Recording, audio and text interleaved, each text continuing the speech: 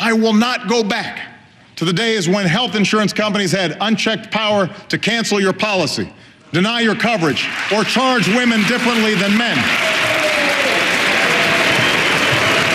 Do we want to keep these tax cuts for the wealthiest Americans, or do we want to keep our investments in everything else, like education and medical research, a strong military, and care for our veterans?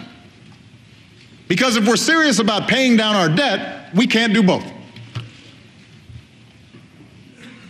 The American people know what the right choice is.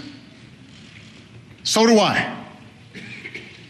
As I told the Speaker this summer, I'm prepared to make more reforms that rein in the long-term costs of Medicare and Medicaid and strengthen Social Security, so long as those programs remain a guarantee of security for seniors. I'm a Democrat, but I believe what Republican Abraham Lincoln believed. The government should do for people only what they cannot do better by themselves, and no more.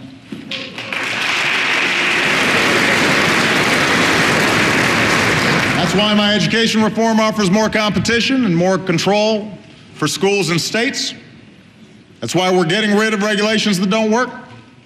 That's why our health care law relies on a reformed private market, not a government program.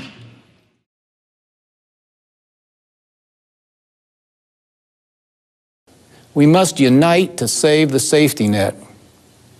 Medicare and Social Security have served us well, and that must continue. But after half and 3/4 of a century, respectively, it's not surprising they need some repairs. We can preserve them unchanged and untouched for those now in or near retirement, but we must fashion a new, affordable safety net so future Americans are protected too. Decades ago, for instance, we could afford to send millionaires pension checks and pay medical bills for even the wealthiest among us. Now we can't. So the dollars we have should be devoted to those who need them most. The mortal enemies of Social Security and Medicare are those who, in contempt of the plain arithmetic, continue to mislead Americans that we should change nothing. Listening to them much longer will mean that these proud programs implode and take the American economy with them. In word and deed, the President and his allies tell us that we just cannot handle ourselves in this complex, perilous world without their benevolent protection.